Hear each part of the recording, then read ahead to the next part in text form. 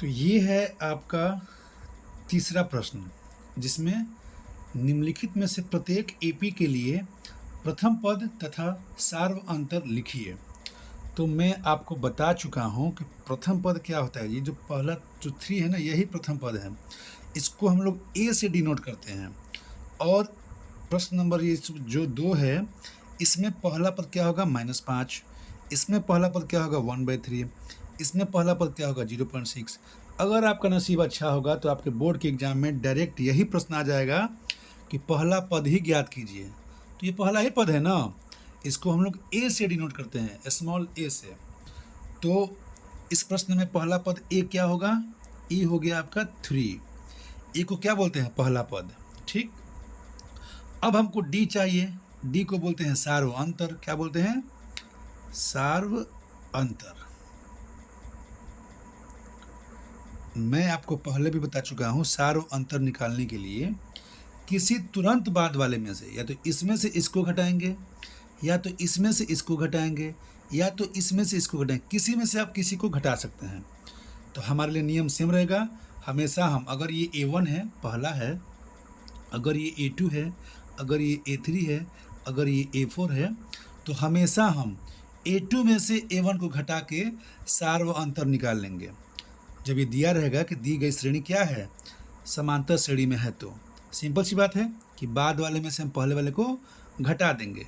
तो A2 क्या है, A2 हो गया आपका 1, इसमें से करेंगे माइनस, क्या करेंगे माइनस, A1, तो 3, तो 1 में से 3 जाए तो क्या बचेगा, -2। तो आपका A आ गया 3 और D आ गया -2, जो आपका आंसर है। अब दूसरे सवाल में देखिए, ए क्या है जी, ए है पहला पद। पहला पद क्या है, -5, एक तो आंसर हो गया। अब हमको डी निकालना है, तो बाद वाले में से पहले वाले को घटा दीजिए। तो -1 माइनस -5, तो क्या हो गया, -1 माइनस माइनस प्लस हो गया। अब 5 प्लस में और एक क्या है, माइनस है, तो 5 में से एक गया तो बचेगा आपका 4। तो ए हो गया -5, यानी पहला पद क्या हो गया -5, और सार्व अंतर डी क्या हो गया 4। ठीक, अब चलते हैं तीसरे प्रश्न पे। इसमें पहला पद क्या होगा, इसमें जो ए होगा वो होगा 1/3। ये तो सही हो गया। हमको डी निकालना है, तो डी क्या होगा, बाद वाले में से पहले वाले को घटाएंगे, मतलब A2 में से A1 को घटाएंगे। तो 5/3 माइनस 1/3, 3 और 3 का एलसीएम क्या होता है 3, तो 5 माइनस 1, 4/3। तो ये डी हो गया और ये पहला पद ए हो गया। अब चलते हैं जो 4 नंबर सवाल है उसकी तरफ। इसमें जो पहला पद है वो ए जो है वो है 0.6, और जो डी है वो बाद वाले में से पहले वाले को घटा देंगे।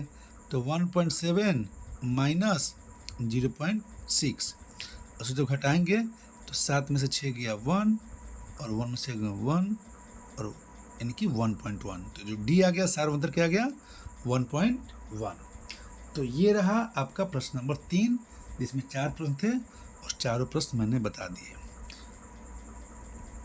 तो आप देख रहे हैं PM क्लास की वेबसाइट, YouTube चैनल, और आप इसको सब्सक्राइब ज़रूर करें और अपने दोस्तों को भी बताएं। बहुत बहुत धन्यवाद।